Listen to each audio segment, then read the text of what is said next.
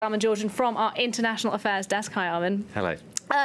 He was, of course, a man most famous for his music, but he was also somebody who really advocated for the Armenian cause. Perhaps just start off by reminding us, what was that cause that he fought so hard for?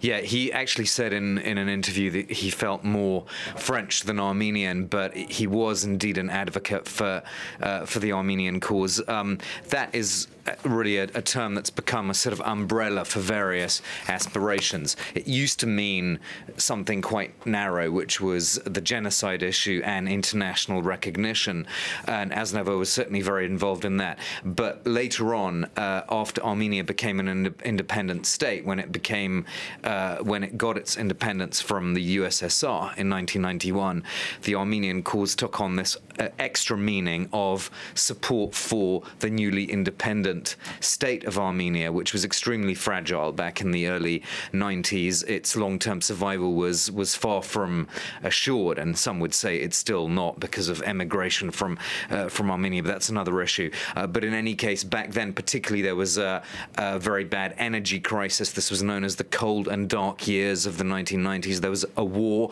also going on with one of Armenia's neighbors, and to this day, only 2 out of Armenia's 4 borders are open. But back then, particularly in the 90s, there was a sense that the long-term survival was not at all clear. And so at that point, particularly, the involvement of the Armenian diaspora financially, morally, and so on was very important, still is today, but Aznavour was a major force in that.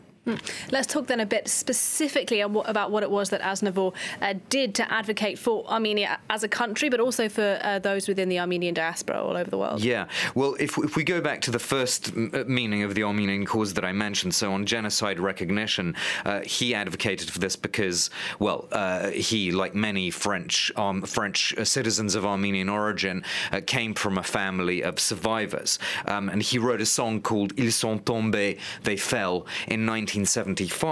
At that time, the extermination of the Armenians in the Ottoman Empire was not well known. It's certainly very far from the sort of public knowledge that people have of this issue today. So he was trying to focus attention on this a long time before parliaments in Europe or around the world began to sort of, address this with symbolic resolutions of recognition and so forth.